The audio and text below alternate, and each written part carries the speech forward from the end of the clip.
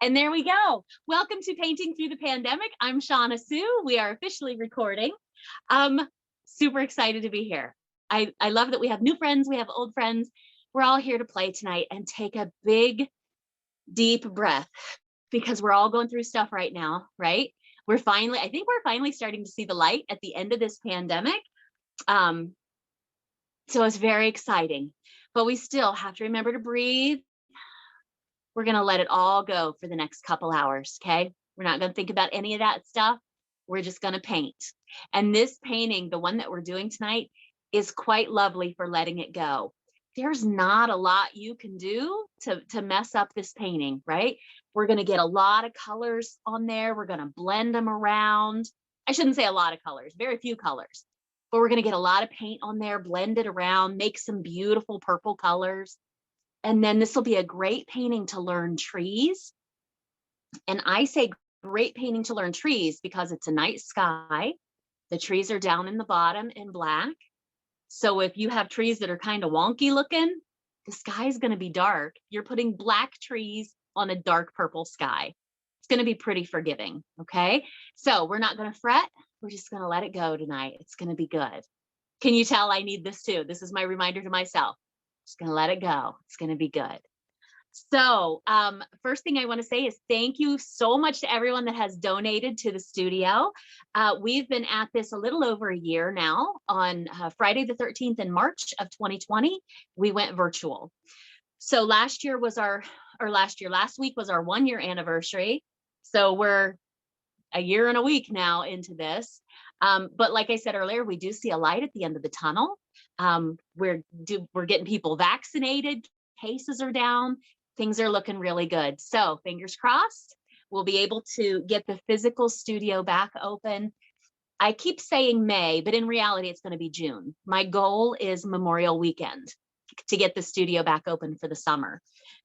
I have people asking if we're still going to do this, if we're still going to do virtual. That's my plan. I'll just be at the studio then. So while I have a class in the studio, I will have all of you virtual if you still want to participate, because I know a lot of us like to be at home, and that's fair. I like to be at home too. So, and then we'll have the recordings that you can go back to later. Okay, so thank you all so much for everyone that's donated to the studio. By what I started to say was by you guys donating. Hello, Jessica, it's nice to see you. I'm so happy you're here. And Kelly, is Mama here too? You'll have to let me know, honey. So by those of you that have donated to the studio, you've paid enough to help me pay my rent to keep the space available. So from the bottom of my heart, thank you so much for that. You're the reason that we'll have a physical studio space to go back to in May, when this is all, I shouldn't say over, but on the far side. Oh, okay, we'll see here in a little bit. Okay, so let's go through our supply list, shall we? So since we're painting at home, you can see I'm at home. It's my living room back there. And you may not be in a safe studio space. Let's take a moment and look around. Make sure that there's nothing around that you're super concerned about getting paint on. It's really easy, especially when we do a painting like this, where we're going to paint that whole sky. We're going to get a lot of paint on our brush. It's real easy to flick off the edge of the canvas and to accidentally flick paint across the room. I've done it, right? One of those things I get in trouble for. Again, I never get in trouble, but it's one of those things that would make me angry at myself later if I notice black paint on my kitchen cupboards. So take a moment and look around. If you do get paint on cloth, my guidance is usually let it go, let it dry. Murphy's oil soap or rubbing alcohol later. That's your friend. Leave it soak with a little bit of, I really like Murphy's oil soap. Leave it soak overnight, clean it up in the morning with a toothbrush. Okay, so we've taken a moment, we've looked around, we've checked our surroundings. Make sure you have a paint shirt, apron, right? It's real easy to get paint on you if you're not careful. I always point to my shoulders because I'm real bad about if I'm doing something, put a brush in my teeth and then turn my head and I'll get paint on my shoulder from the brush in my mouth. So, right, we're in a safe, secure space. We have our paint shirt, we have our apron. So tonight I have a 16 by 20 stretched canvas. Okay. And I think the painting that we're going to do tonight, our inspiration picture, I think it works well horizontal, but you could really go either way. You could go horizontal, you could do a vertical, entirely up to you. Think about where you're going to put your painting when you're done with it later, right? If you have a really cool painting and you think, oh, this is going to look really nice on my bookshelf, but my bookshelf will only accommodate vertical, a portrait style painting, then that's what you do, right? Don't let what we're doing tonight limit you. My goal is to just show you tips and techniques and for you to make it your own tonight, okay? So I have a 16 by 20 stretch. I'm going to keep mine landscape. I'm going to keep mine horizontal. That makes sense for me, okay? I'm going to try and remind you, if you have a stretch canvas, to paint your edges, right? To wrap your paint around and paint your edges. You don't have to. I always like to tell people you don't have to paint your edges, but what you don't want to do is start painting them and then stop, because that looks messy and unfinished. That looks sloppy. So either paint them or not. There's no halfway. Okay. So I'll try to remind you to paint your edges if you're going to paint them. Okay. So let's see, paint shirt, apron, canvas. Let's talk about our brushes for tonight. So you should have some kind of a big brush. I have a big oval wash brush. He's my big background brush. And I love a brush that's a little bit older for something like this because he's kind of splayed out. He's going to hold a lot of paint, right? New brushes are lovely, but new brushes are often collapsed down really tight. They don't hold a lot of paint. Love this guy because he's going to hold a lot. So big brush for my background, medium brush, some kind of a medium brush. This is a filbert number 10. Yours might be flat, yours might be round, but some kind of a medium, right? He's about 1/4 inch wide. And then I have a pointy brush. I have a round. This is my number 5 round. Yours might be bigger, yours might be smaller, but what you want to make sure you have is a brush that comes to a really nice point, right? It may be much bigger around as long as it comes to a really nice point. So you can do some fine detail work. So those 3 guys for sure. I have a water cup over here, halfway full with cool or cold water, never warm or hot. You always want it to be cool or cold. I'm going to take those 3 brushes, these are my main dudes, and pop them in my water cup. Okay, I'm going to leave them there. This is really important. It keeps your brushes from getting dried out during painting tonight while we're using them. When I'm all done, we'll get there, honey, don't worry. I'll list the colors next. But anyway, it's really important to leave them in there. Then when I'm done painting tonight, I'll take them, wash them, lay them flat to dry. So I have those 3 main brushes. Other things that you might have for tonight, you might have a fan brush. Okay, this is going to be fun for the trees if you have one. If not, don't worry. But I like to bring up the fan brush after the other brushes because I'm not going to put him in the water cup. I want him to stay dry. If we put him in the water cup before we use him, his bristles will get too soft and they'll separate and chunk and turn into fingers, and you'll get polka dots when you go to use them. That's not what we want. We want him to be nice and dry, nice and splayed out. So fan brush, I'm going to lay him to the side. You might also have a toothbrush in your paint supplies. This was not on the supply list for tonight, but I thought it might be fun if you wanted to get some, oh, I just heard a noise. I'm like, I'm the only one here. If you wanted to get some stars, maybe in the darkest part of the sky, up in those corners. Don't know that I'm going to, but I have it just in case. I never throw away a toothbrush. When I change my toothbrush out in the bathroom, the old ones always go in my paint supply bag. Paint pens. I always keep a black one in my bag because I'm really bad at signing my paintings with a brush. So I keep a black one to sign. Tonight, I grabbed a silver and a gold. I thought these might be fun for my moon phases up there. I don't know if that's moon or sun. think this is from the Eclipse, but it'll be whatever you want it to be. But I thought those might be fun. So we'll see. Just things I keep in my paint bag. Something else I have tonight, I have a quarter. I think a quarter will be the perfect size to trace to get those moon shapes up there. I might change my mind later and use one of my paint containers, but that's up to you. Start looking for something that you're going to trace. That way we can get them all the same size and nice and round. Okay. I have paper towels down there to blot my brushes off on. I have our inspiration picture, which we'll talk about in just a minute. Let's talk about our colors. So if you joined me early, I said we were going to talk about red. We're going to have a little conversation about red. So I have white, tiny bit of yellow. The only place I'm going to use yellow maybe is for those moon phase outlines. Okay. Red. So I have bright red and phthalo blue. These are the two I'm going to mix to get purple.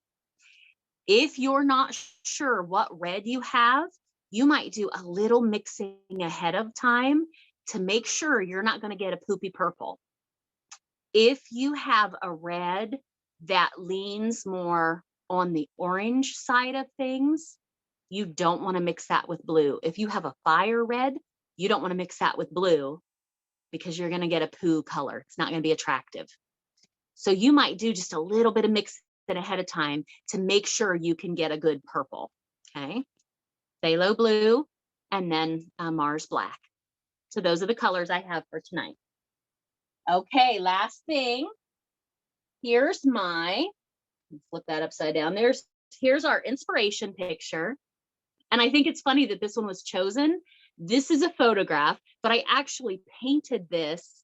I did a painting just like this after the eclipse a couple years ago. My husband and I went to Sweetwater, Tennessee to see the full eclipse. And when I got back, I was so inspired. I painted something like this. So the way we're going to work this, I like to give you a roadmap so you know where we're going. We're going to cover that background. We're going to start top and work our way down. We're going to start really dark, black. Then we're going to get into some blue, little red and white, because blue, red, and white, that's going to give us that real pretty lavender purple. And that purple's right through the middle. And then maybe back down into blue to finish it out. We'll put our ground on there. We'll put some trees. We'll play with different types of trees. And then we'll put our phases up there. And you don't have to do those if you don't want, but I'll show you how I'm going to do those. Okay. Oh, Marie, I'm 2 minutes over. Let's get started, shall we?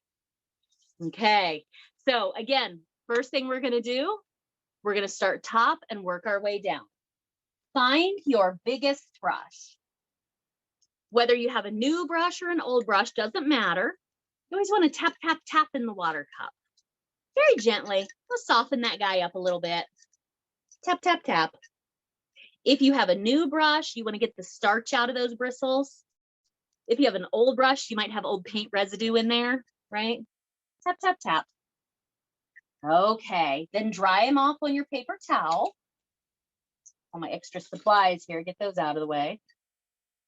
Okay, dry them off on your paper towel. And I'm going to start at the top about a 3-finger width down with black.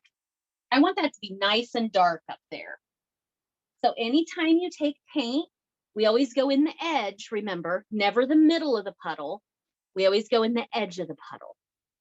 So I'm going to take a decent amount of black. And our brush strokes for this sky are going to be very gentle, side to side, back and forth. Again, about 3 fingers-ish. And if you're going to paint your edges, if you have decided that you want to paint your edges, let's go ahead and do that. It's easier to paint them as you go than it is to try to match them up later. So I'm going to get right up there in that tippy top. Here we go.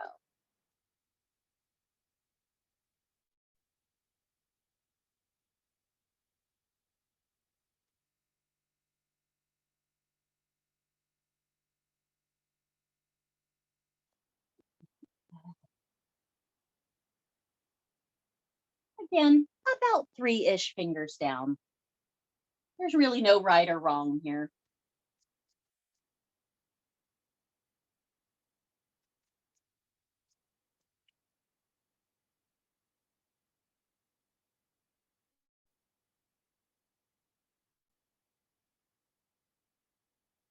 Okay. Give you another minute or so to do that. When I'm done with that, I am not going to wash my brush out, but I am going to wipe it off with my paper towel. I just want to wipe the chunks out of it. So there's still some black in it, but no big chunks. I'm not cleaning that brush because I want to be able to blend. And if I clean all that old black paint out of my brush, I'm going to have a real hard time blending it down into blue purple. So just wiping it off on my paper towel, but you can see it's still dirty. It just doesn't have any big chunks of paint in it.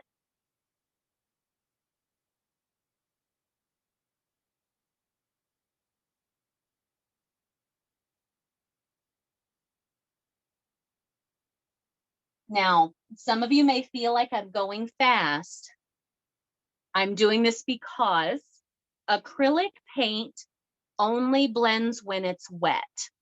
When acrylic paint dries, it essentially turns to plastic. It won't blend once it's dry. It's set, that's it. Okay. So I want to be able to blend. I don't want stripes of color. I want to be able to blend very smoothly down into a blue purple. So I've wiped my brush off. There's some black still in it, but I've wiped the chunks off. I'm going to take some blue, big old chunk of blue, and maybe the tiniest bit of white. I do mean tiny. Oh, so tiny, like it's barely not even there. And to blend, we're going to start in the new section, work up a little into the old, and then back down. It's like 1 step backwards, 2 steps forward. 1 step backward, 2 steps forward. Okay. So with that blue and white, I'm going to start in the new, right? I have like a stripe of blue now. I'm going to get close. So I'm going to go 1 step backward, picking up some of that black and back down into the blue. Up into the black a little bit and down into the blue. Again, in my new, back up into the black, down into the blue.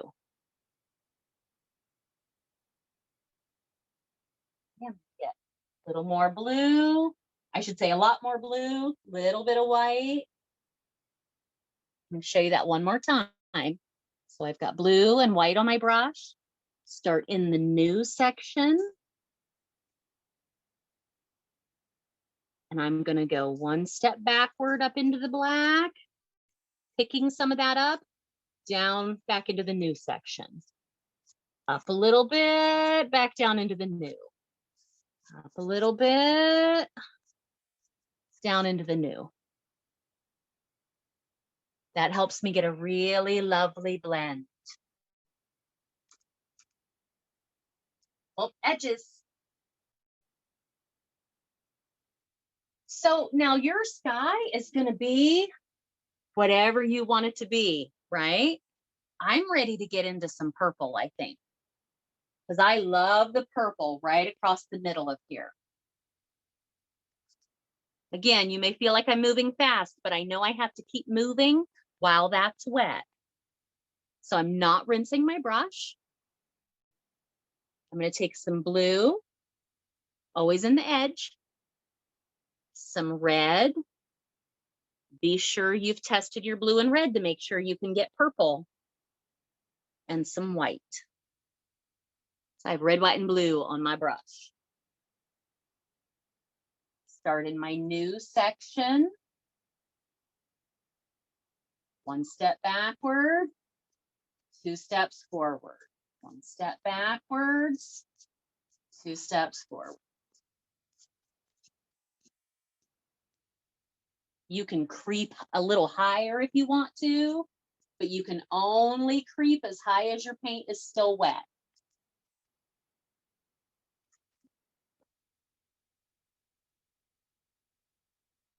Ooh, red. I want a little more white. I want to start to get this nice bright spot right across here.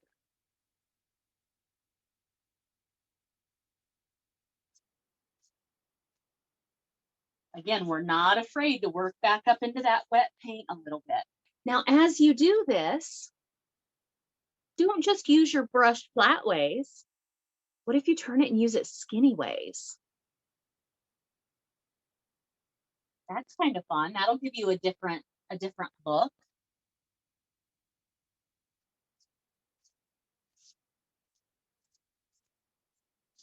Ooh, I got a lot of white that time. That's pretty.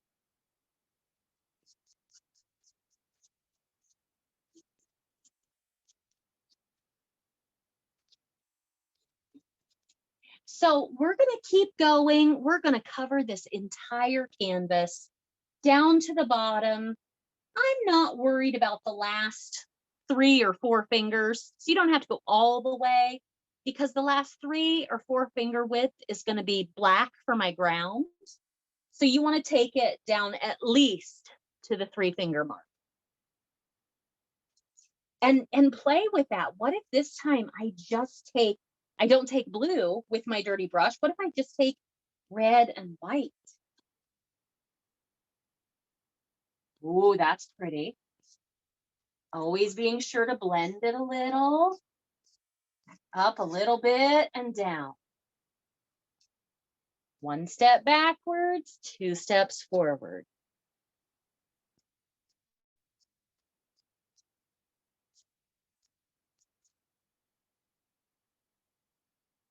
I'm so excited you guys are here to paint tonight. I feel like I say it every week, but there are times that I get so tired and I'm like, oh, I don't know if I can do this tonight, which is a complete fib, because I know the minute I pick up a paintbrush, I know how it makes me feel, right? It always feels so good. Just that paint in the brush. Ugh.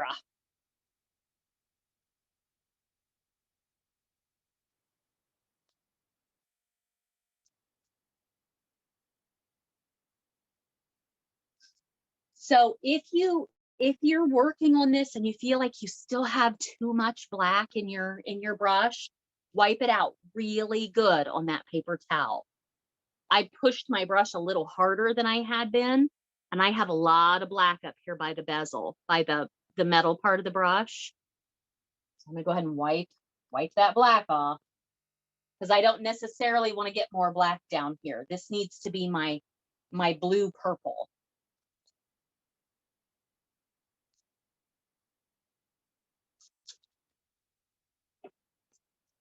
And just keep going. Keep going on down the canvas.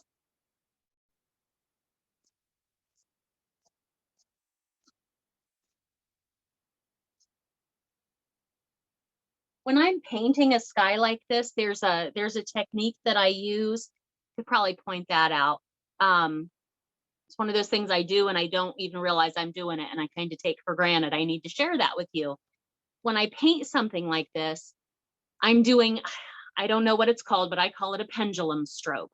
So you know how a pendulum on a clock, it starts up high and it sweeps down and back up and down and back up. Turn that pendulum sideways and think about painting that way with a sideways pendulum. Okay, stay with me. This will make sense in a minute. So with that brush, pretend this is my canvas.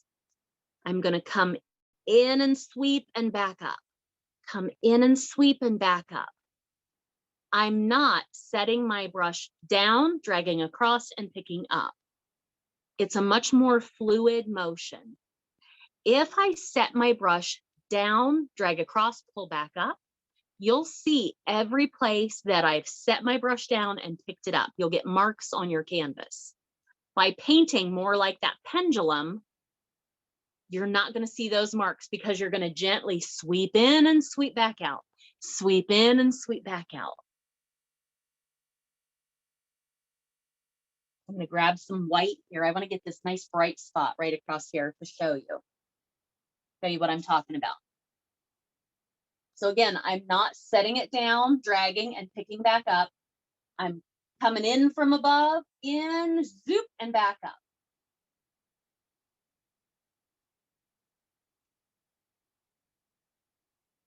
That helps me just swish that white in there with no real beginning and no real end to my brush stroke. Hope that helps. I'm gonna get some more blue, the white. I think I'm gonna start heading down with blue and white.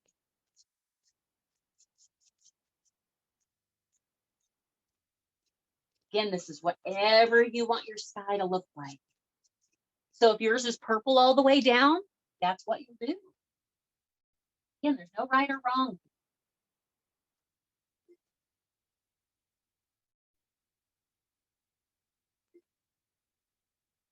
And I like to be respectful of everyone's time, let you know the direction we're going. So let's keep working on this sky till about 7:45. And then I'll check in with you all at that point. You can flail wildly if you're not ready and you're going to need another 5 minutes. But let's take the next 15 minutes and get that sky just the way we want it.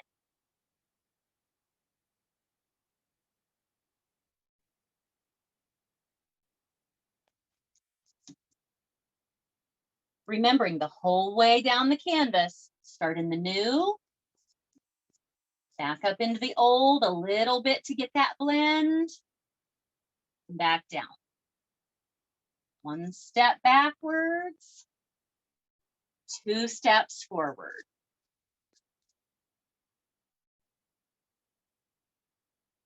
And edges, don't forget edges.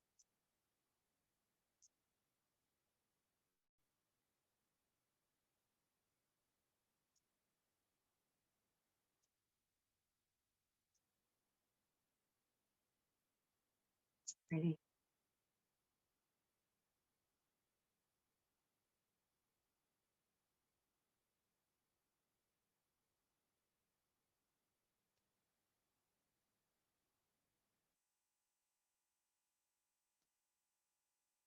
So as you start to get close to the bottom, as you start to get close to the bottom, think about where those trees are going to go down there. And if you're really super duper nervous about the trees, you might start to use less white as you get down there, right? Get it a little bit darker, because that's going to make your trees a little more forgiving. Putting a dark tree on a dark background, it's going to be a lot easier to camouflage a wayward tree. Can you tell I've had wayward trees? That has happened in my life. And my husband's a naturalist, so he likes to point those trees out. Excuse me, honey, what kind of tree is that? And what do I tell him? It's my tree, not yours.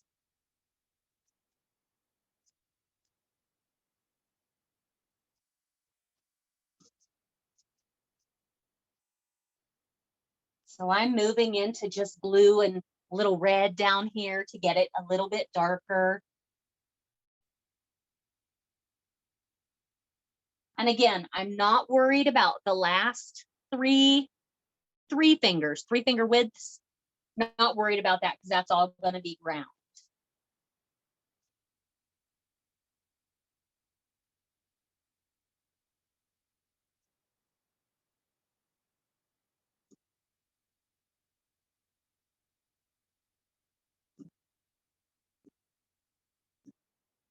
Ooh, that plum purple is pretty.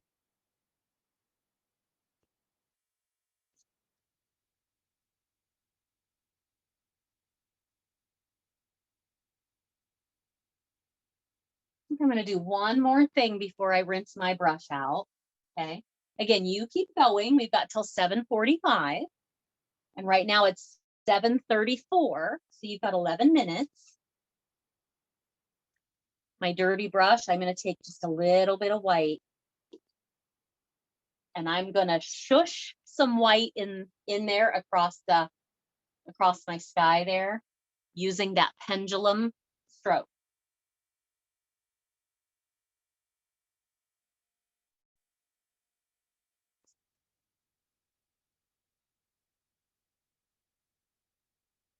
Not rinsing my brush out because I want it to blend a little.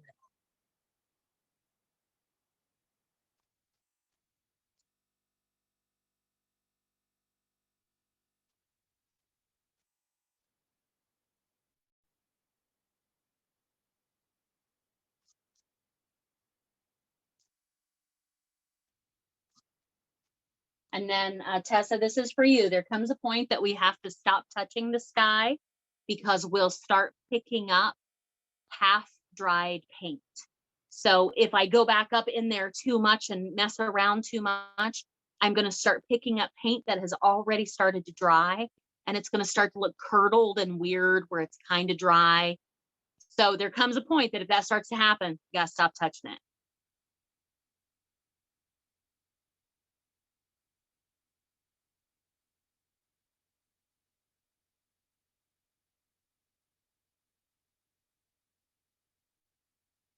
Okay. Oh, that's pretty.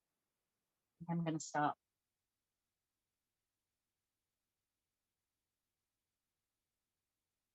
Yep, I'm going to stop. I brushed my water cup. Now for my advanced friends, Amy, Marie. Marie, are you even painting what we're painting tonight? Okay, never mind, Marie. Amy. For my advanced friends. Oh, Leslie. There you are, Leslie. Oh, Stacy. Stacy's here too. Baby Yoda.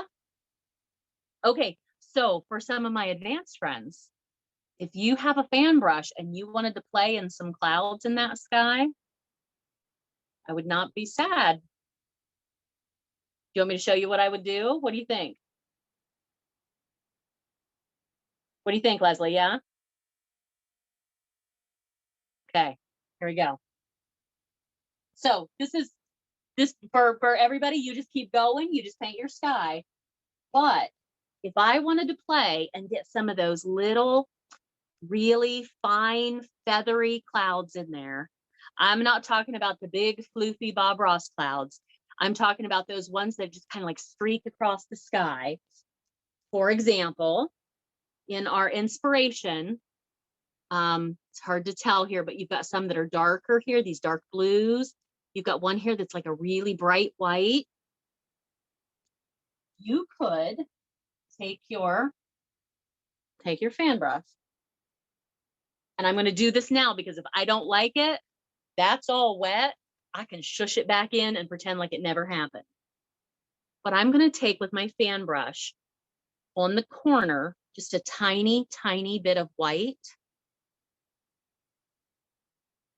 Right? I have the tiniest bit of white on there. You can start by just going sideways a little. But if you wanted to do a little shoo, what would that be? Like a little teeny, teeny, teeny, tiny letter C, shoo, and drag it out. So again, you can start by just a little sideways shush, shush.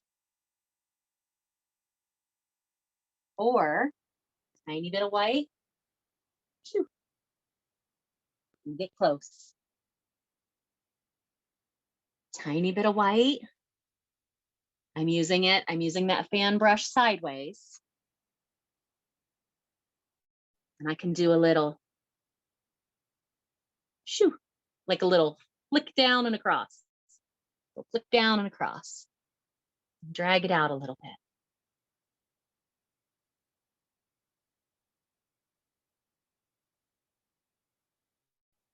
Very subtle, very almost not even there. That's kind of fun if you wanted to practice. Again, if you don't like it, shush it back in.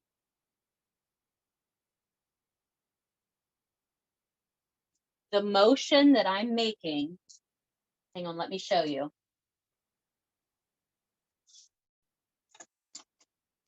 The motion that I'm making with that fan brush, this will be easier to see, is this. It's the tiniest little letter C straight across. Teeny, teeny, tiny letter C straight across.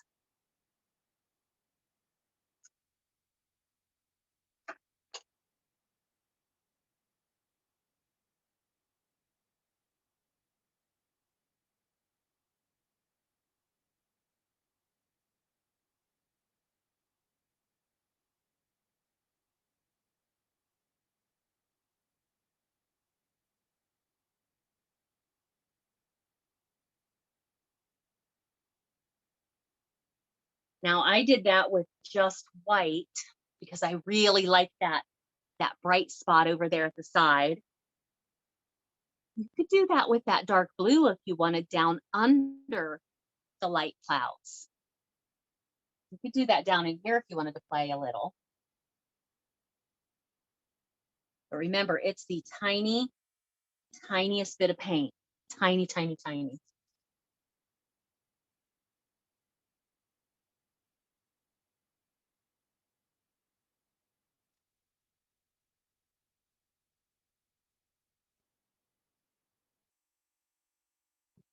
Yeah, I'm not sure I like what the blue did down there.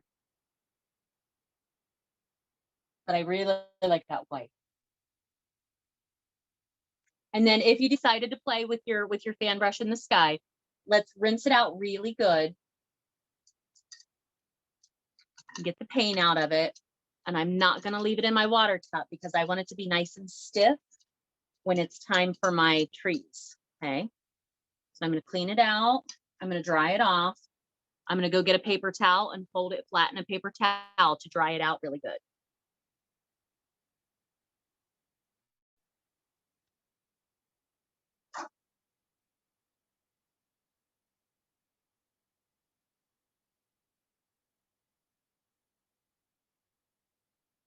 All right, just drying off my fan brush. Just pressing him in a paper towel, pressing the water out so he'll be ready for trees. Okay. So another 4 minutes or so to play in that sky. And again, you're going to have to, oh, good. Welcome, Kelly. There's going to come a point that you have to stop touching it, right? Because you don't want to pick up that dried paint, half-dried paint.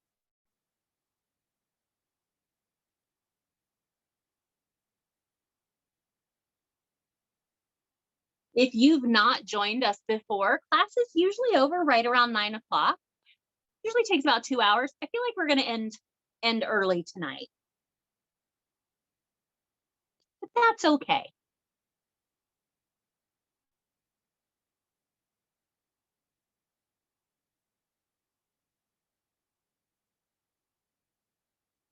How'd you do, Leslie? Did you try some of those clouds?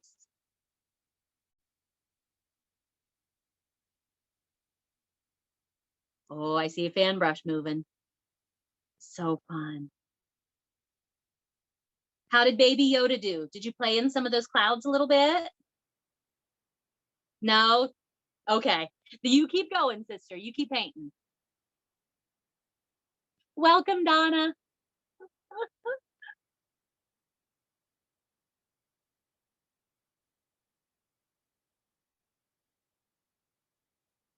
I love paintings that start with skies, right? Okay. You'll have to let me know, Baby Yoda. You'll have to send me a picture later. Because you really can't go wrong in the sky, right? You just keep a blending. Because how many different skies have you seen in your lifetime, right? They're always different. And it's interesting too, some people send me pictures of skies that they would like to paint. And some of them, there's no way. You could put a paint to canvas and try to paint the picture of that sky. but sometimes nature is just it's too beautiful and too unique. You just can't capture it. You would put it in paint on a canvas and it would just look fake because nature's amazing. Happy equinox, everyone, by the way. Merry equinox. Our days are getting longer. Tonight was the first night I had to, because I'm home in my kitchen and the sun sets on the back of the house. It's the direction I'm pointing right now. So tonight's the first night I had to pull the blinds. So we didn't get blasted out by the sun. And it won't be long, maybe before we get back in the studio around Memorial Day, maybe we'll be able to paint outside.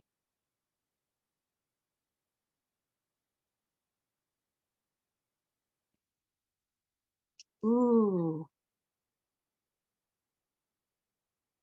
That is 100% accurate, Baby Yoda.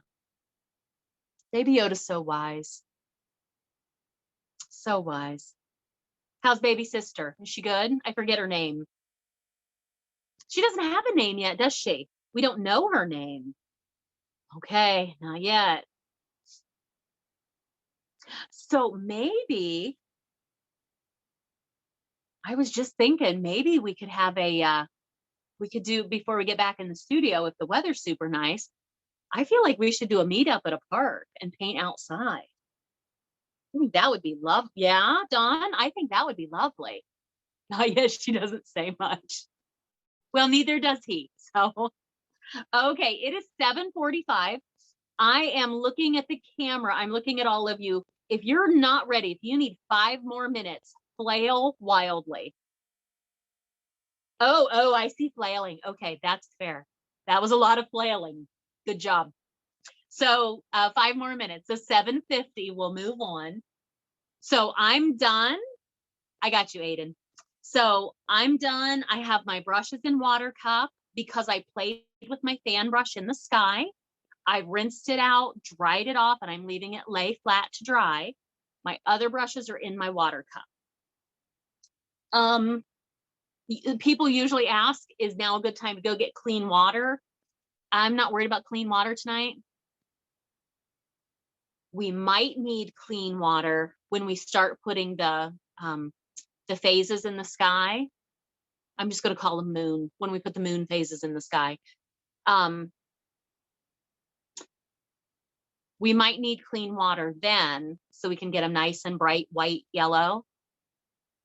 Not yet though, because we're going to mess in black before we do that.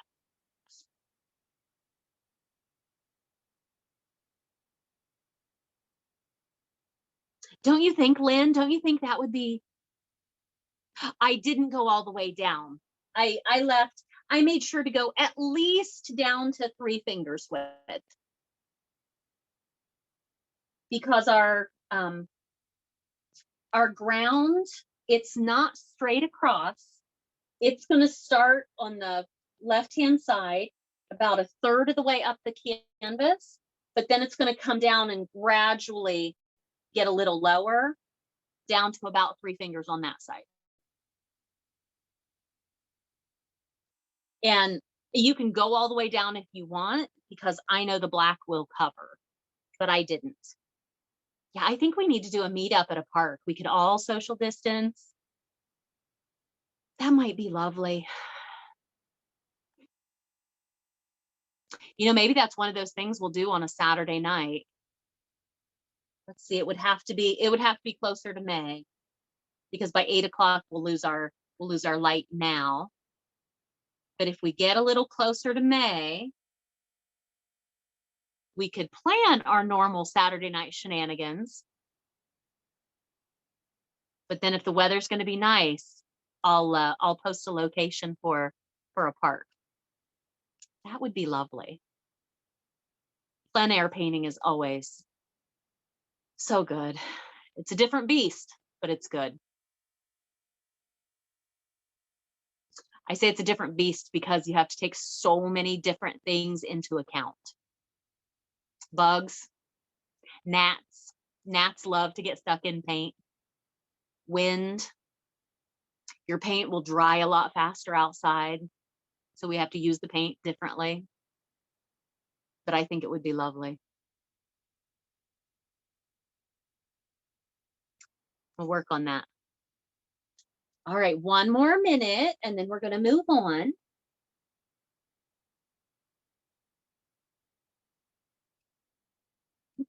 Hugging an empty coffee cup. There's nothing in it. Just hugging it. And we all have those security blankets, right? Mine is a coffee cup.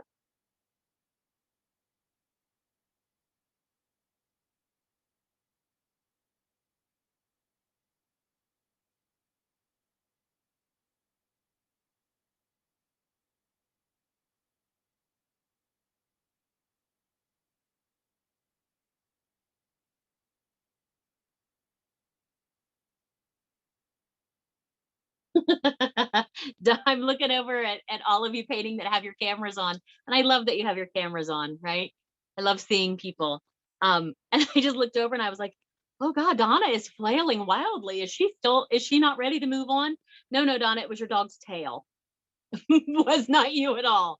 But I looked over and there was like a lot of movement. It was your dog's tail. Which now we have to meet your dog and we have to know your dog's name, because now by default, your dog is now my dog. I am friends with your dog. Is that not the best thing about the pandemic, right? Us all doing our Zoom meetings, we've got to meet each other's pets. So good. Okay, here we go. It is 10 till, as promised. Let's go ahead and move on to the next step. So we're going to put our ground across there. I'm going to do mine in black. If you look really closely at the original picture, there's some green down in there. I might play in that in a little bit. I might mix some blue, yellow, and white to get a little bit of green, but we want this to be more of a night sky. So most of this down here would be in silhouette. It would be very, very dark. So let's start with black. Okay. So it's higher, the ground that the trees are on, it's higher over here. And then it's not straight, right? It kind of flows and it's a little lower down there. Big brush. Find your biggest brush. Squish around in the water cup, dry it off on my paper towel.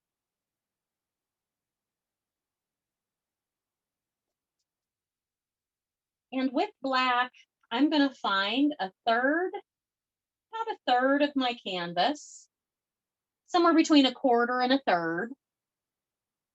Okay. And I'm going to go, it's not going to be even.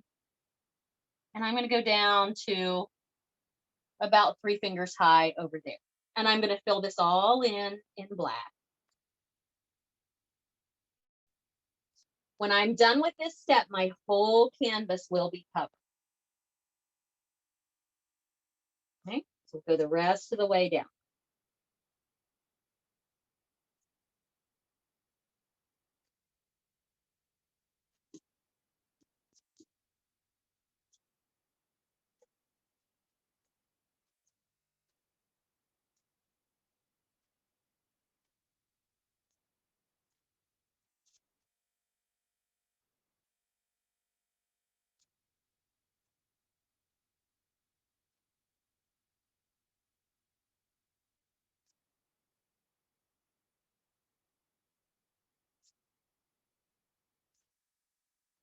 Okay. So if you have decided to paint your edges, don't forget, right? Get all the way down across the bottom.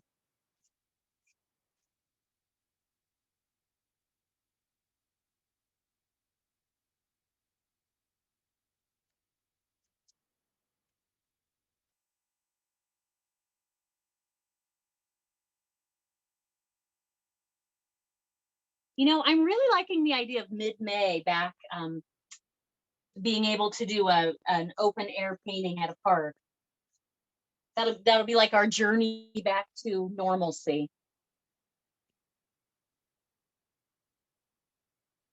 I feel like all my introverts were like, all right, we can't just cram all back into the studio together. We got to work our way back into normal human everyday life, right? I can say that because I'm an introvert at heart. I'm an extroverted introvert. But I think that would be a lovely transition to have us all at the park spread out, can see people, but you still don't necessarily have to talk to anybody.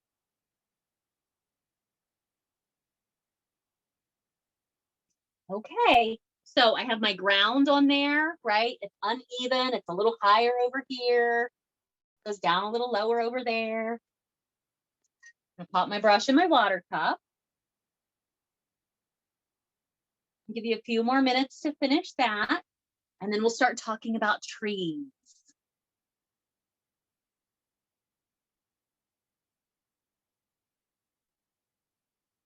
What do we think? Does anybody need time to put stars up at the top? You know, we could do stars at the end if you wanted to put stars up there. I was thinking we'd go do stars next, but never mind. We can do that at the very end if we want. If I were to put stars on there, it would be just in those corners where it's really dark, because I wouldn't want the stars to take away from anything.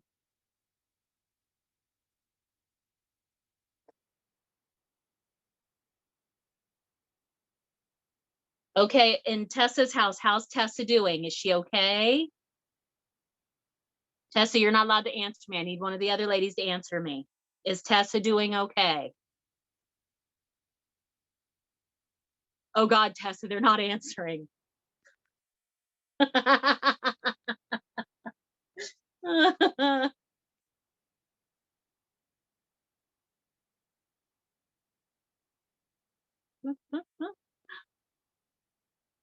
Oh no, she's typing. We're getting a message.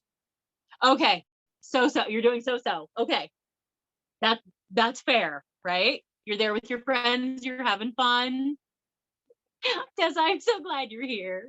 I'm so glad you came to play. Especially after being at the clinic all day.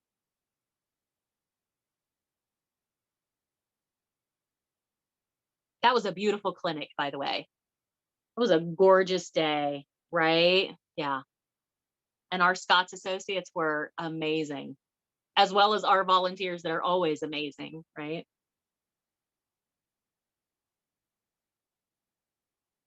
So for those of you that aren't sure what Tessa and I are talking about, we work together. I have a day job at the Union County Health Department, and Tessa is our Medical Reserve Corps volunteer coordinator. She's pretty spectacular. She's managed to get us, I don't even know how many hundreds of volunteers, right? To be able to, we couldn't do what we're doing, vaccinating the entire population of Union County, without help from my sweet Tessa. So thank you, sweetheart.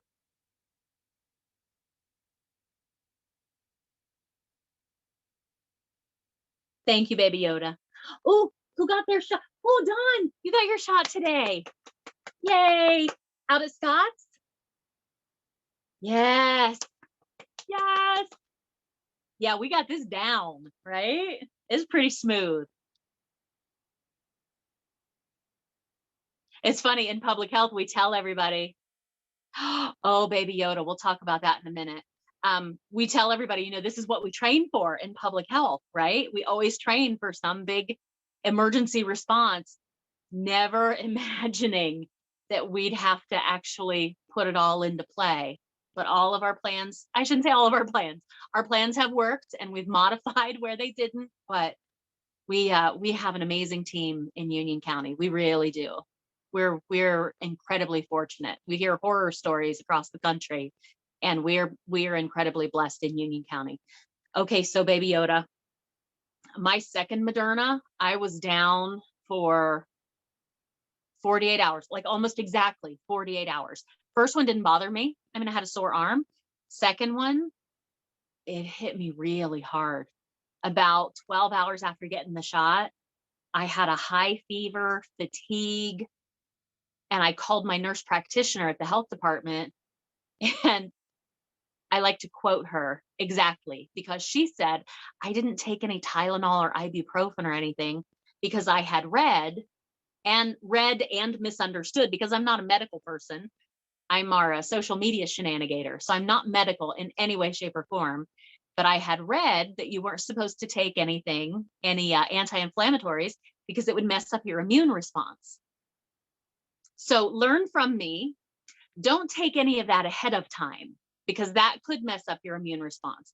But as soon as you get the vaccine, if you start to show symptoms like a fever, in the words of my nurse practitioner, take the freaking Tylenol. I got to 102. My fever was 102.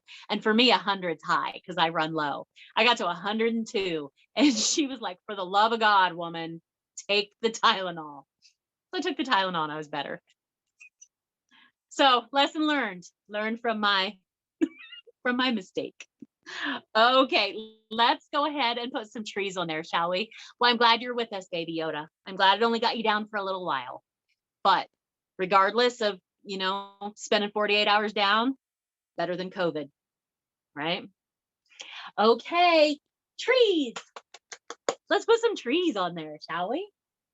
Okay, so the next time you go out, I want you to look at how many different kinds of trees, but how many different kinds of pine trees there are.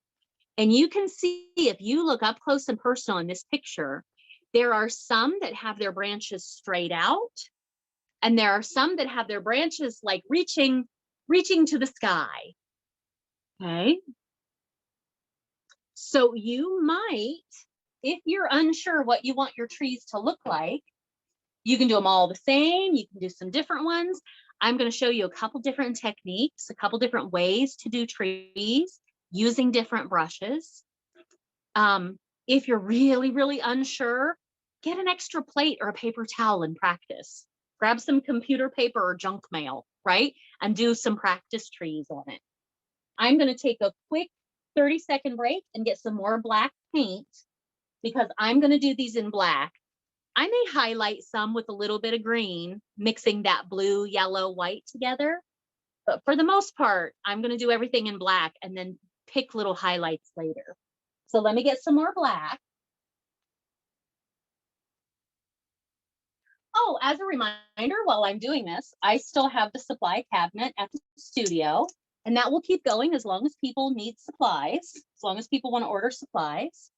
When you get paint from the studio, you get it in these little containers, little 2-ounce condiment cups. And as long as you snap the lid back on them nice and tight, this paint will last for weeks or months, right? Okay, here we go. So to do these trees, I'm going to show you a couple different versions, but all of my pine trees are going to start with a pointy brush. Ooh, ice cube trays with lids. Yeah.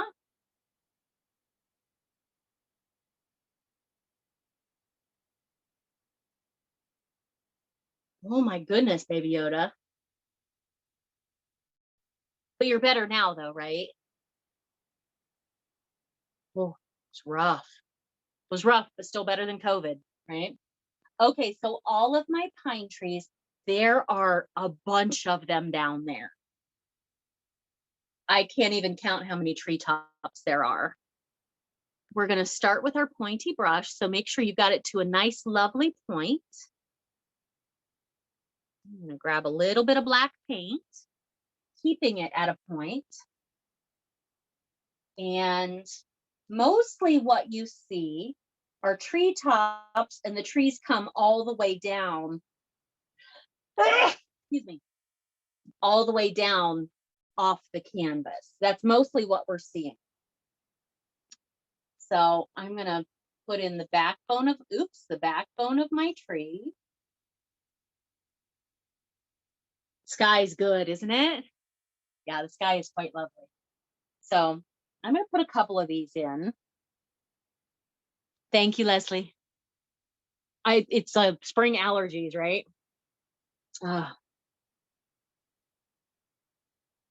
Look, that one's not even straight. I'm okay with that. So I'm going to take a couple of these and put some backbones in, just so I have something to work with to show you how these different trees are going to work. Okay. Now, if you have a fan brush, I'm going to take that fan brush and load it up with black paint. I like to use a lot of paint because that helps hold my bristles together. Okay, so I've got a lot of black paint on. Every pine tree I've ever seen, the way they grow, they have that one top branch. It's the main trunk that grows straight up. That's where you put the star on the Christmas tree, right? The star or the angel, it sits right there on the top. So you can't start your branches all the way at the top. You have to leave that pointer alone. So you have to come down a little bit and start your branches. So I'm going to put a tree right here on, or I'm going to start a tree right here. So there's the top of my tree. I'm going to come down a little bit and using the corner of my brush, my fan brush, I'm going to come down a little and give a little tap. More paint, Kim, if it doesn't hold together, more paint. I'll show you with a regular brush too in just a second. And then come down a little further and give another little tap. And then by the time we get to number 3 and number 4, we're tap, tap, tapping.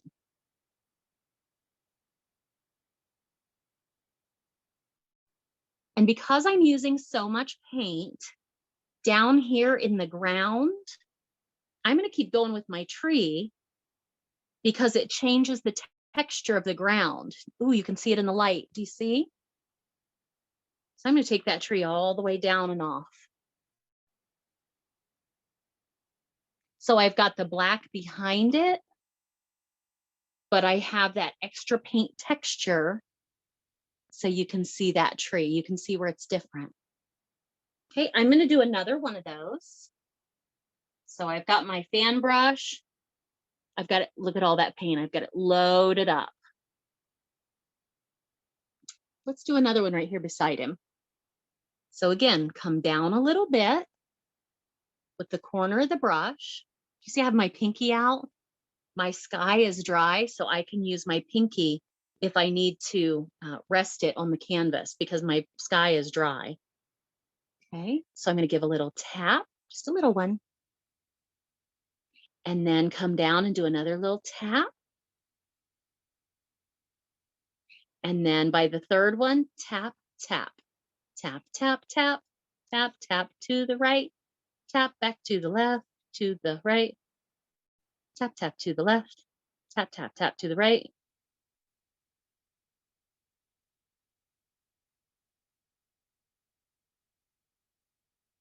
Turn my brush over, get more paint.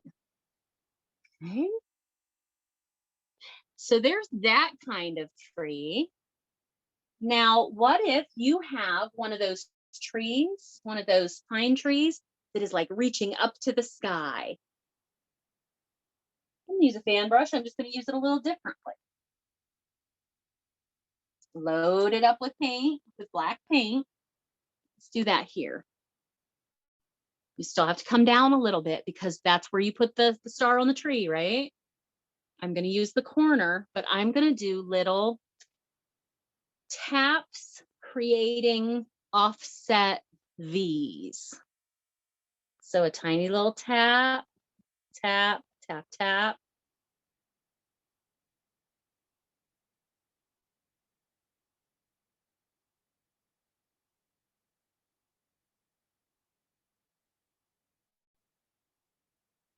I'm just tapping and making V's. I guess the further I go down, it starts to look more like X's. Right? That's a different kind of tree. Now, what if I don't have a fan brush? What if I just have this medium brush? I can do that with this medium brush. So I'm gonna clean it out and dry it off and make sure the bristles will all hold together nice and tight. The trick with using this brush is not pressing hard. Let's do one over here. So I can use it like a fan brush, but I can't press hard. I have to come down a little and give just the littlest tap.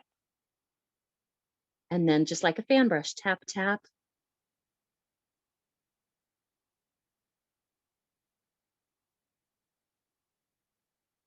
Doing little tap, tap, tap, tap, taps. Tap, tap, taps. Tap, tap, taps. That's a lot of fun for those little trees. I can do the same thing with my medium brush with those branches that reach up like a Y. I'm going to do one over here. So I need a backbone, zoop, and then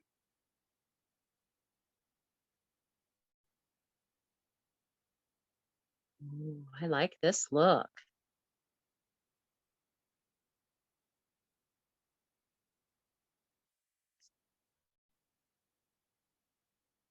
Tap, tap, taps.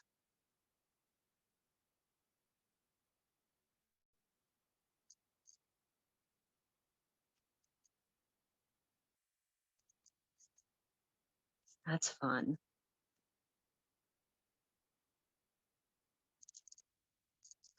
So let's keep going with those trees. Pick the technique that makes you happy. Let's get a bunch of trees on there.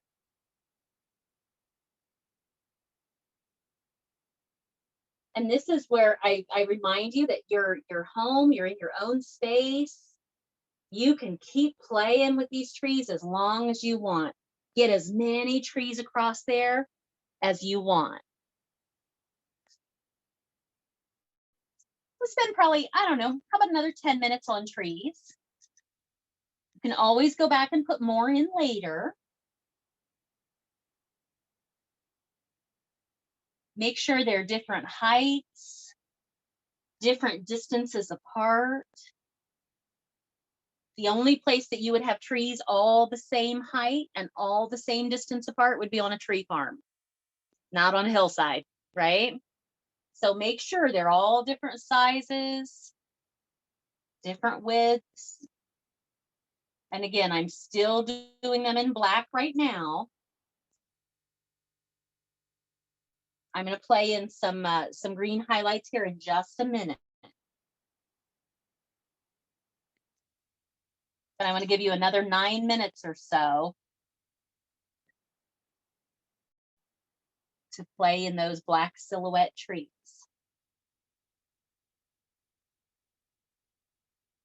I always feel like trees are one of those things, people love them or they hate them. And I guess I would say if you're struggling and you're really not enjoying those trees, don't give up on them. I feel like there's a time that it just kind of clicks.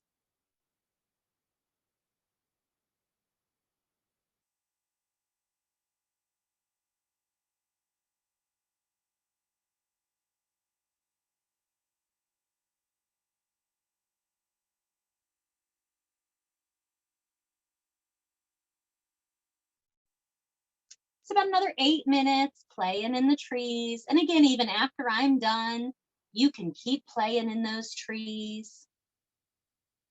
But I'll give you another 8-ish minutes or so. And then I'll show you how I'm going to put some highlights on.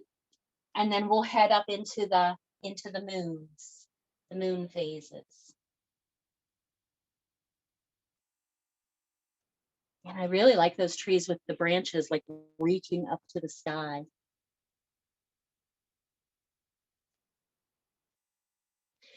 Kim, I'm thinking about your comment about the fan brush.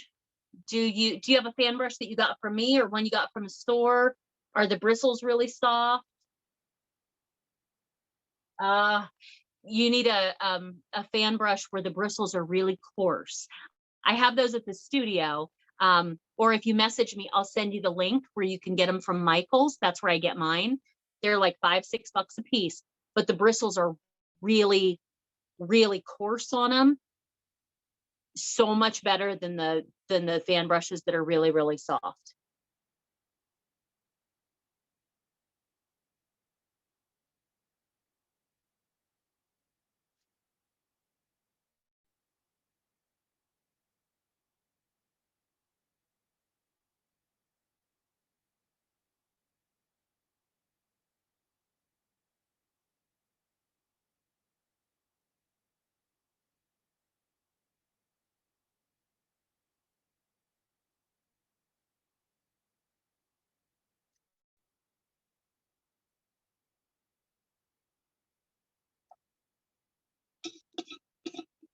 let's see. You have about another 6 minutes to play in those trees in black. And then we'll talk about some little highlights down there to make it a little more interesting. What haven't we talked? Oh, we haven't talked about chickens. I don't think I have any news stories with the chickens. They're getting a new fence tomorrow. That's kind of exciting because my chickens have turned into free range chickens. And I don't know if you know this about chickens, but they tear up everything. I think I'm probably not going to have hostas in front of my cottage. I usually have these gorgeous hostas every spring. I think they have killed my hostas. So they're getting a fence this weekend. And let's see, it was one of my big quarantine. Oh, what kind did you get, Brianna? You have to tell me. What kind of chickens you got? My quarantine project, when this whole thing started last spring, summer, my pandemic project, put in a new deck. Awesome, right? It has chicken poop all over it, and I'm not pleased. Because now it's getting weather that I can sit out, I can enjoy my deck, poop all over it. So again, they're getting a fence this weekend.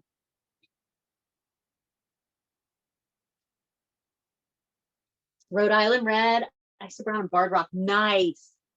So exciting. So how many does that give you?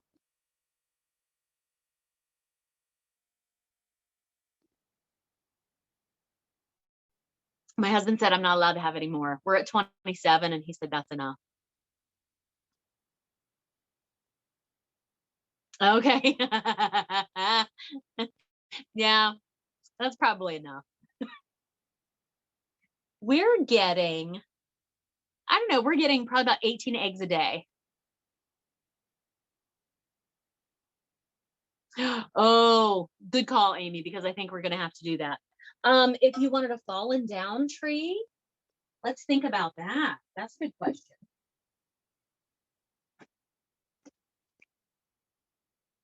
Let's see. I would do it sideways, but just do half the branches, right? So if this is my ground, you have a fallen down tree.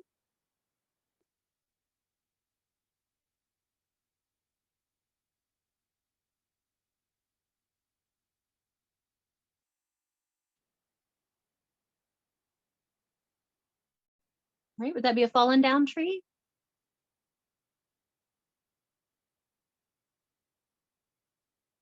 Or would it be a fallen down pine tree, or would it just be just a fallen tree, like not an evergreen? Oh, let's flip this upside down. Let's see what that might look like. Just be like a branch.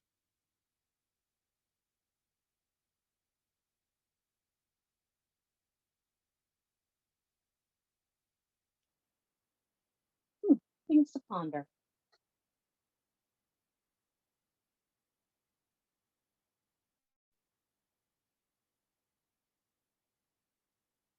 Oh, thanks, Amy. Yeah, we may have to go to netting because now that they're free range, I don't know how we're going to get them back.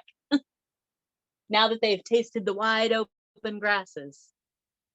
But they have to stop pooping on my deck because that's unacceptable.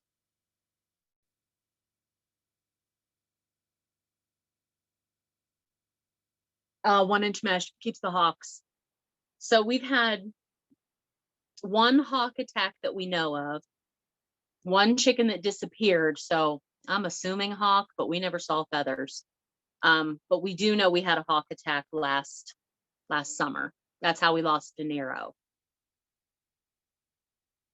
But thankfully, our roosters, we have 2 roosters, George and Betty, and they seem to send up the alarm call for the hawks. So, and we have crows. We have quite a healthy crow population too. The crows won't mess with the chickens, but the crows will mob a hawk. They'll run off a hawk. So when we hear the crows starting to get rambunctious, when we know there's somebody in the area. Okay. So I have all my dark trees down there. Oh, coyotes. So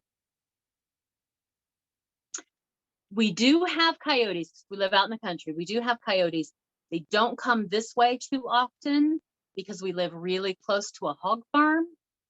And we usually hear the coyotes over at the hog farm. I don't think too much about what's going on over there. I don't like to think too much about it, but when we hear the coyotes, they're over there. So I think they have enough going on over at the hog farm to not come worry with my chickens. Oh, do they come see you? Do you have problems with them? Oh, I'm sorry, Amy. Yeah, um other than a hawk, our other predator that we had a raccoon, and it was like a young 3 to coyotes. I'm sorry. We had a young coon, and it was when there was still snow, and my husband pelted it with snowballs and knocked it down, and it took off running. So I think that was enough to scare it off. So fingers crossed we won't have a coon issue. Okay, so I have my trees down here. Now, if you want to play down in there and make that a little more interesting, some highlights maybe. What if I'm going to take my medium brush, and I think the safest place to start is probably down here in this corner. If you look at the original picture, there's little bits of like green grasses down in here. But remember, we want this to stay pretty dark. These trees should be in silhouette. But I'm going to take a tiny bit of blue and a little bit of yellow, because that's going to give me this really cool green color. I'm going to start with that because I want this to be really subtle. So blue and yellow make green. And I'm not going to add any white to it yet. I'm afraid if I add white to it, it's going to get too bright too fast. So I'm going to play down in this corner. I just have my medium brush, and I'm going to use it skinny ways and pull up and let go. Just want to put some little grasses down here. I might even want to add some black in because that is really bright.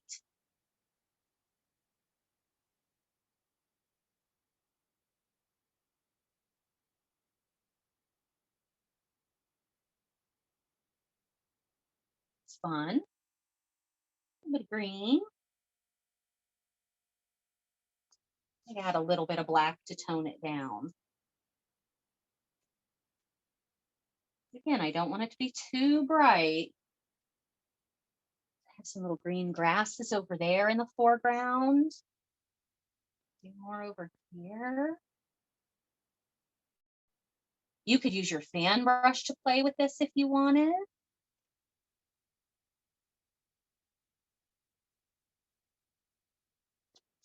I'm going to pick 1 or 2 of these trees, my trees that go all the way to the bottom, and I'm going to pull them forward toward me. So I'm going to pick this guy here because he comes all the way down to the bottom. I'm going to take a little bit of this green, yellow, little bit of black to tone it down. And if you've painted trees like this before with snow, I'm going to do the same kind of thing. When we put snow on trees, we don't cover the entire tree completely. We do like every other branch, every third branch. We're going to do the same kind of thing with this green.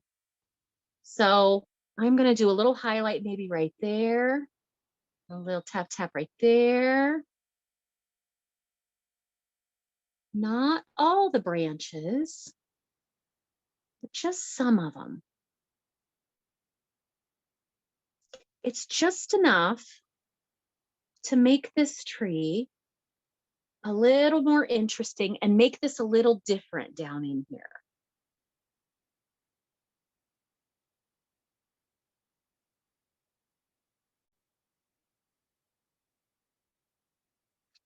Fade down in there. There we go. Oh, that's fun. Again, it's the tiniest bit of blue green, little bit of black to tone it down. If you don't want to use green, you could use a little bit of dark gray. If you don't like how the green is turning out, dark gray would be okay.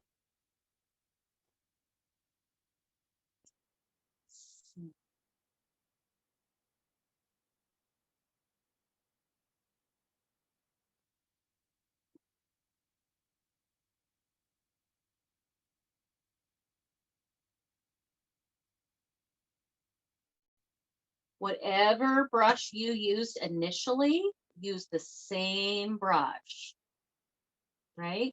So if you painted this tree with a fan brush, use the fan brush to put the highlights back on. I think I'm going to pick one over here and then be done. I don't want to do all my trees, but a couple. Maybe this guy.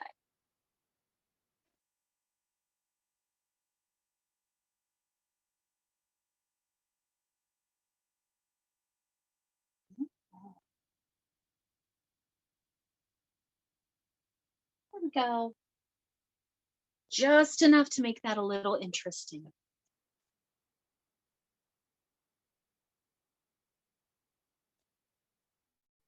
I just saw your comment. Goats busted out and the chickens decided to follow him. So goats are the one thing my husband said I'm not allowed to have. He made that very clear 15 years ago when we moved here. And now you know that's all I want is goats. But I know goats can be very destructive. I'm not allowed to have goats. Okay. How fun is that? So I'll give you a couple more minutes and then I'm going to head up to the sky and map out my phases up there, my moon phases. Again, you're at home, you have all the time in the world to play. If you're feeling done now, you can put your brushes down and just watch us finish this out. Come back to the recording later. I'll post the recording probably about 5 or so minutes after class is over. I'll post it in the event. Okay.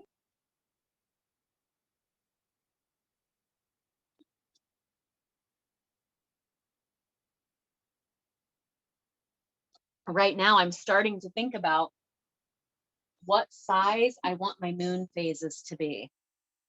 I'm feeling quarter. I think a quarter is the right size. And you can put as many across there as you want. But if you look at the original, if you look at the picture, it has one in the middle and then it has 8 partials to full on either side. That's a lot. If I do one here and then I think about 1, 2, 3, 4, 5, 6, 7, 8, that's a lot. I don't know that I'm going to put 8 on either side. We'll see.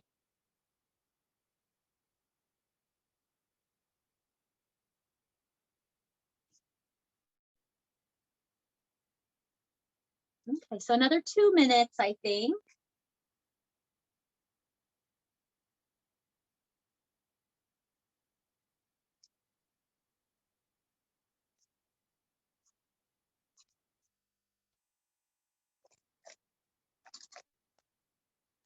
Looking for the brush I want to use here. Like this one.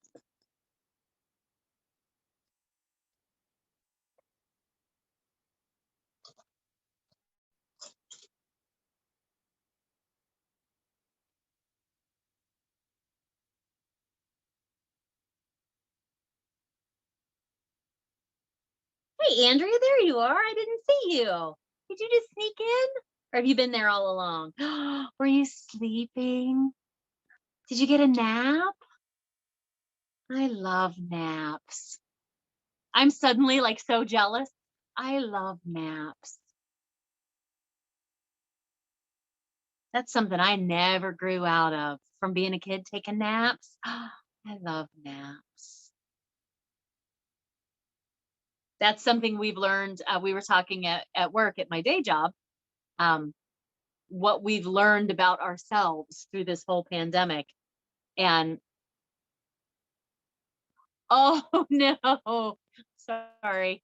And my boss has learned that she can't call me if I'm working from home. She can't call me between 2 and 3 o'clock because that's nap time. And I say that and laugh while I'm saying it, because in public health, we're all working 24/7 right now. We have been since the pandemic started a year ago. So my boss lets me have my 2 p.m.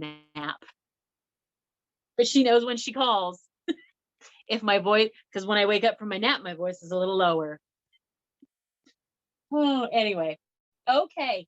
So let's talk about how we're going to put our phases across there. I would love to show you a chalk pencil that if you paint and you enjoy painting, it's something that's really good to have in your paint bag. But I don't seem to have one. Let me look in my paint bag real quick because I want to show you what it is.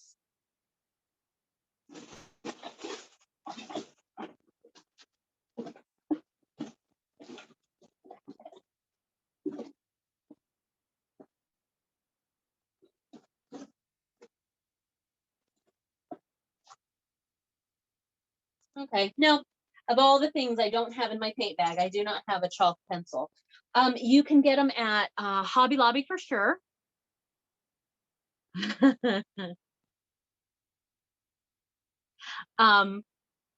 Oh, right, naps. I'm just reading comments.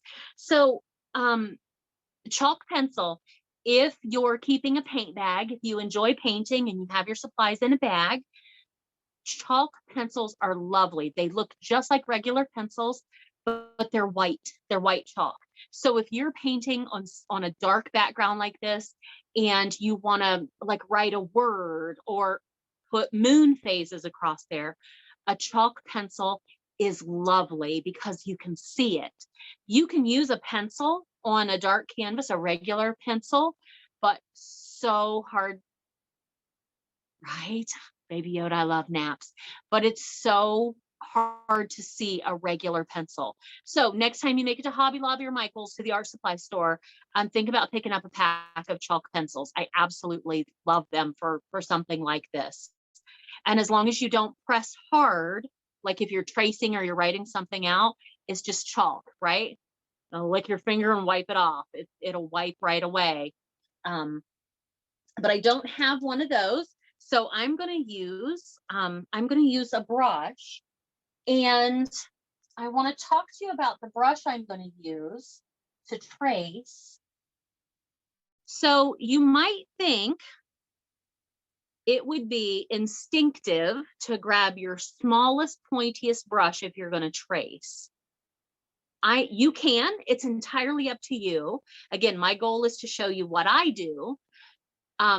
This brush is not my fan. I'm not a fan of this one for tracing things, because even though it comes to a really lovely point, those bristles are long and they're going to move a lot when I try to trace with it.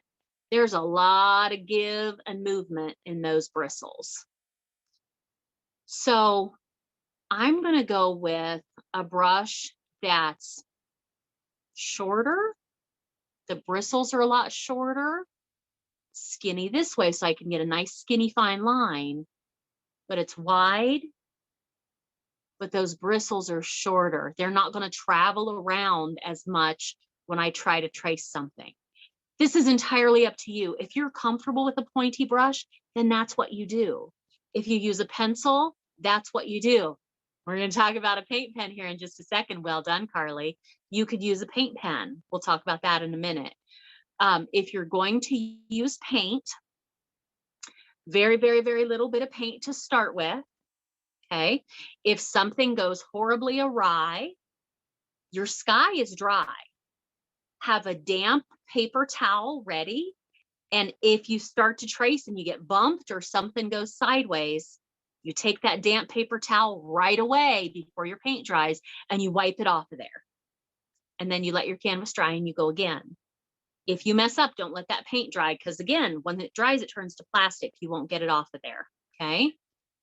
But anytime I'm doing something really fine like this, I'll have a damp paper towel ready just in case, and wipe it off and start again, okay? So brushes, if you're gonna use paint and you're gonna use a brush, very little bit of paint.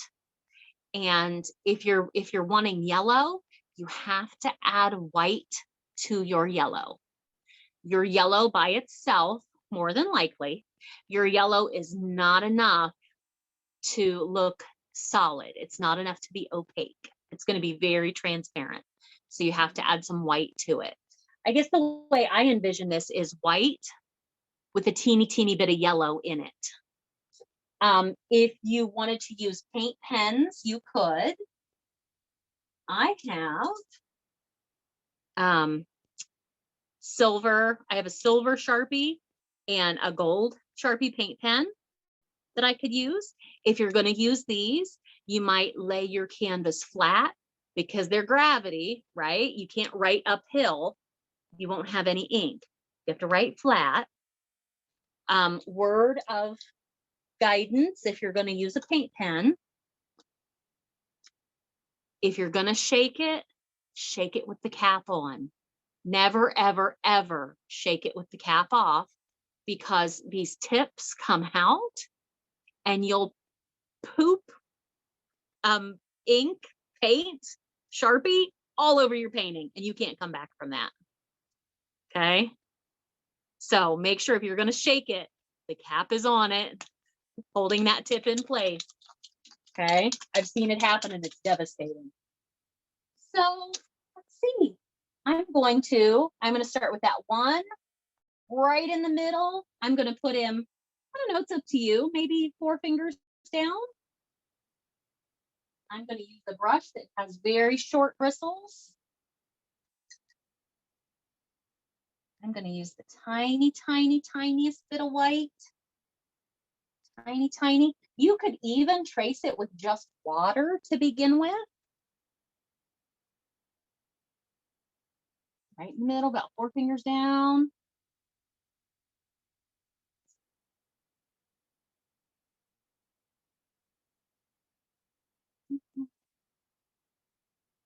Tiny, tiny bit of paint.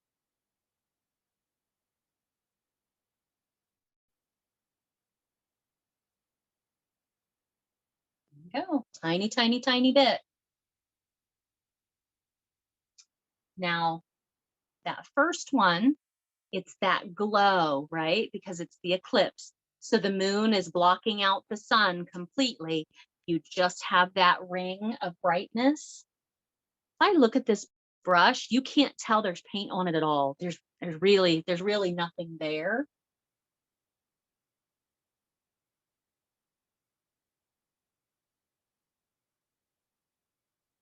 Oh, not sure, Kim. Stand by. I'm going to set my brush right there on the edge, and I'm going to drag out and let go. Drag out and let go. I might need to get a little bit of paint.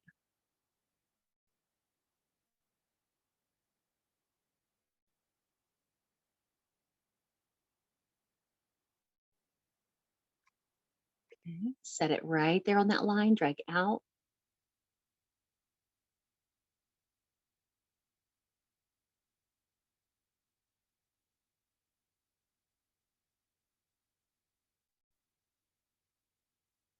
That glow all the way around.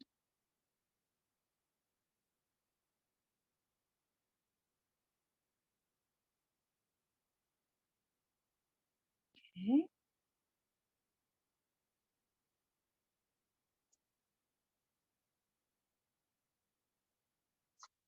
I really think that I want to use paint pen. My sky isn't very light. Kim, let me see your sky. I'm looking for you.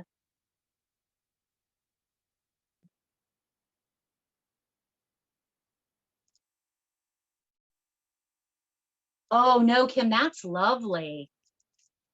No, no, no, I think that's good.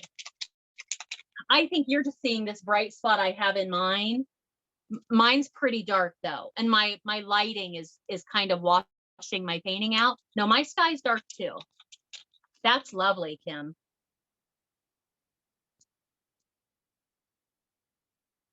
Okay. So again, let's keep going. You put as many of these on there as you want. If you only have room for 3 on either side, well, then that's all you'll do. You could stop with just the one in the middle if you wanted.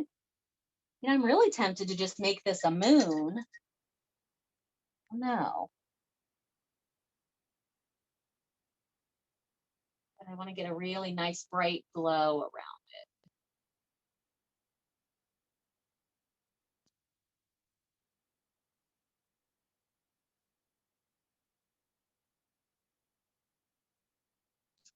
Ooh, nice and bright.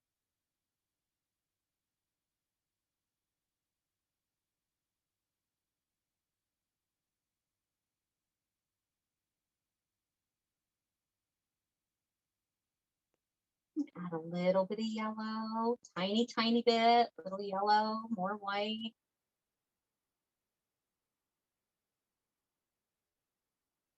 Ooh, that little bit of yellow in there really makes a difference.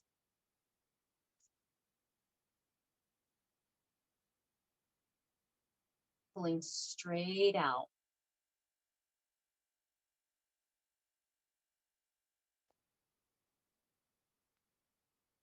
Okay. So I'm going to go ahead and do one on either side. And then we'll get into just those partials. So they're C's on the left side till we get to whole. And then they're backwards C's on the other side. They're like, think about them as parentheses coming out from the moon.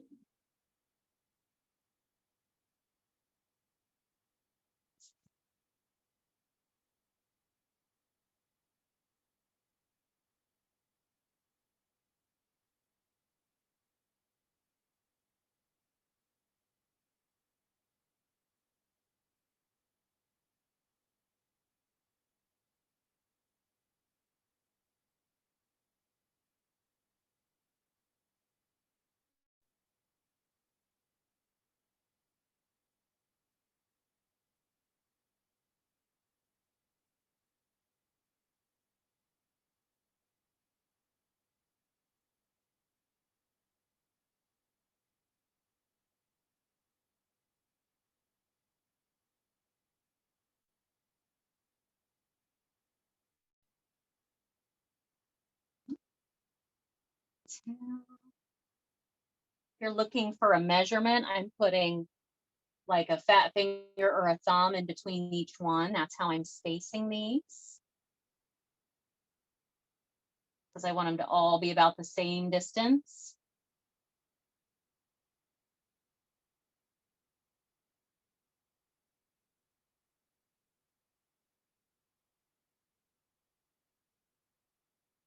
Parentheses.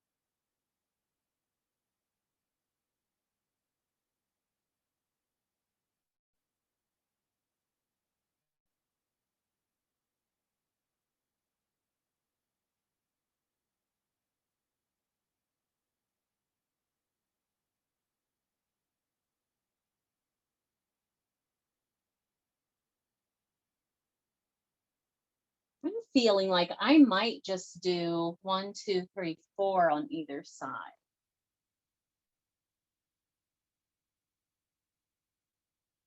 So I'll have a little tiny, I'll have the outline, I'll have a little sliver, I'll have like a quarter moon, and then real close to a full.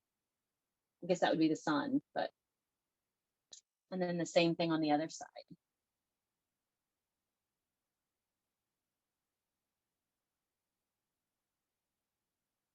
But remember, it's your painting. It is whatever you want it to be.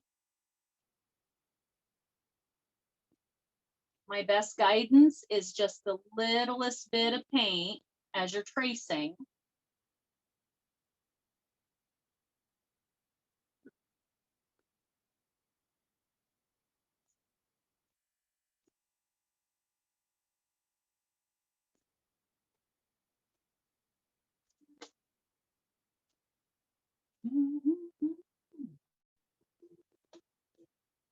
It's funny, I know we're all in our separate places, but you guys all feel so focused tonight. I guess it's because nobody's typing in the chat.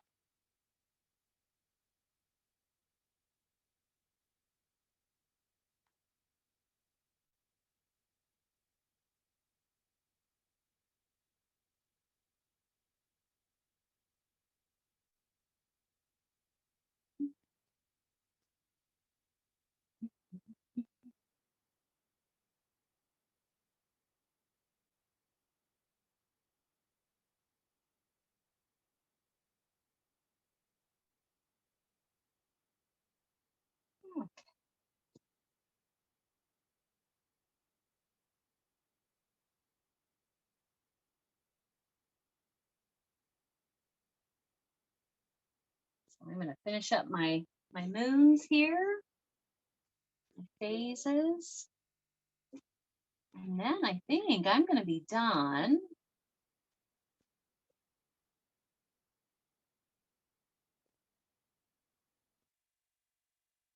Okay.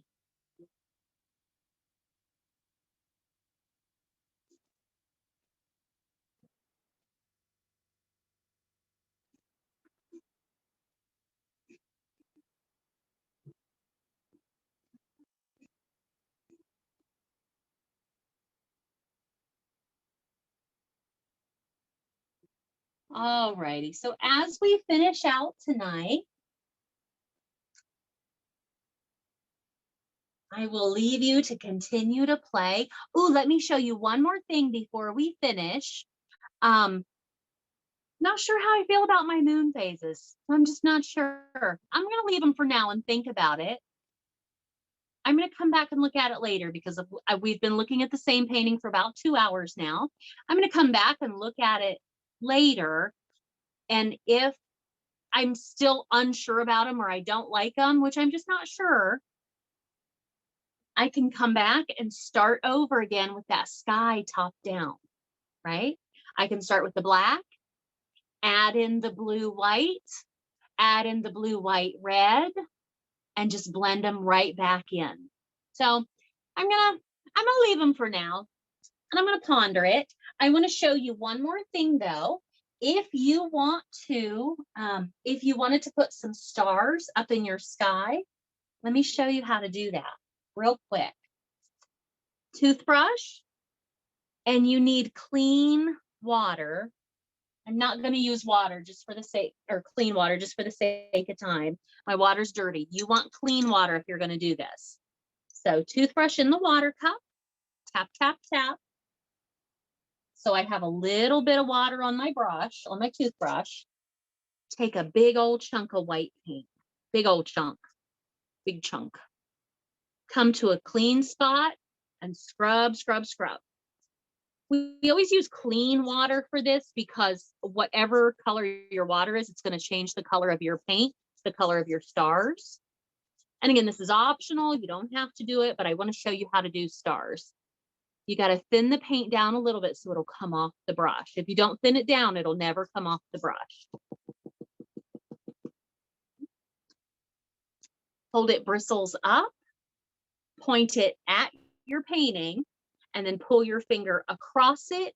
And if you pull your finger this way, the paint will fly back that way. Okay, so I'm pointing it. There we go, pointing it at my painting, pulling my finger toward me. Oh, how fun is that? And I think I just want in the darkest part of that sky. So a couple right up here.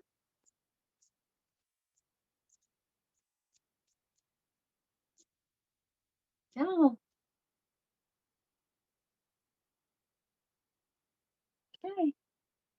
And with that, I do believe I'm going to call this done. So as you finish up your painting, I firmly believe that every artist should sign their painting, even if it never goes anywhere. You need to know that you did it. So even if you don't want to sign it on the front, usually artists sign bottom left, bottom right. But if you don't want to sign on the front, you can sign on the back. If you sign on the back, never here, always out here on the edge, okay? You don't want to sign here with a paint pen or a Sharpie and have it bleed through to the front later. Sign out here. So I think I'm going to sign mine on the front. I'm going to call it done. I'm going to sign with my silver Sharpie down here in the corner.